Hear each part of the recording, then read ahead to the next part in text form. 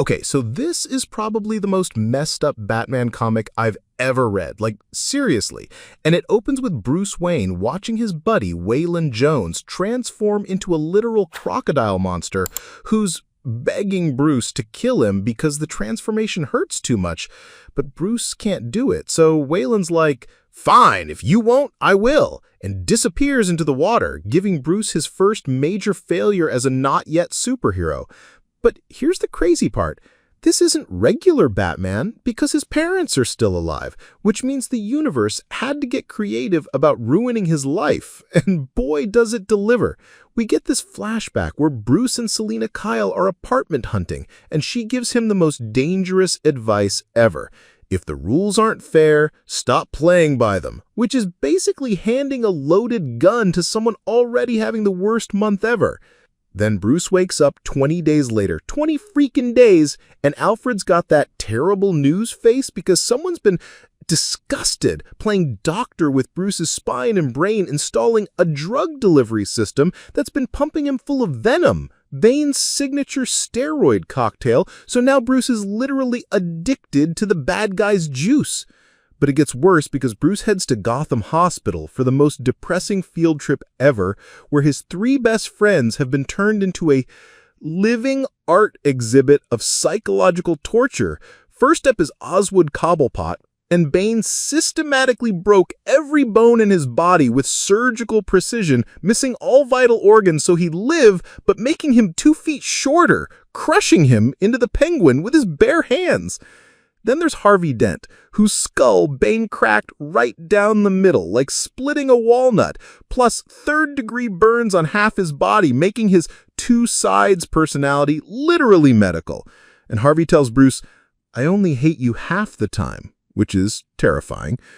Finally, there's Nygma, who's actually confused horror because Bane challenged him to a battle of wits, and when he lost, Bane slammed his frontal lobe against his skull until his genius for facts turned into an obsession with riddles. So now Eddie's the Riddler, thanking his torturer like, "He didn't hurt me, he helped me," which is probably the most disturbing thing in the whole comic.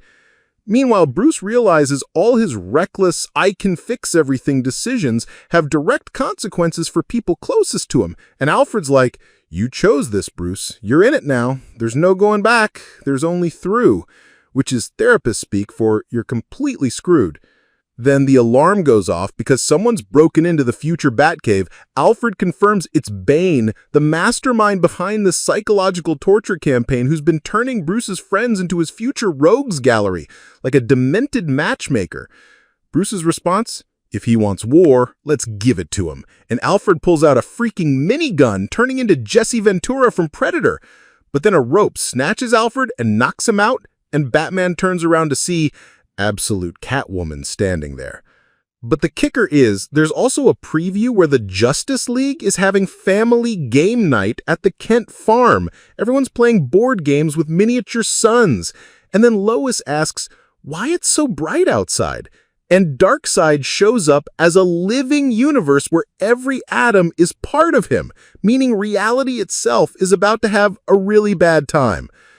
So you've got two stories, one where a philosophical mad scientist is turning his friends into monsters in his basement, and another where a god is literally eating reality for breakfast. And the message is crystal clear. Whether personal or cosmic, everything you care about will be destroyed. Friendship is temporary, and Bruce Wayne is standing in the ruins with Bane's drugs in his system and monsters where his friends used to be, because apparently to create Batman, you got to destroy everything Bruce Wayne ever cared about first, and that's honestly the darkest origin story. But anyway, guys, if you enjoyed my breakdown of this absolutely insane comic, go ahead and smash that subscribe button because trust me, we're just getting started with these absolute universe stories. My goal is to hit 100 likes on this video. So if this blew your mind like it blew mine, drop a like down below and let me know in the comments what you think about Bane turning Bruce's friends into literal monsters.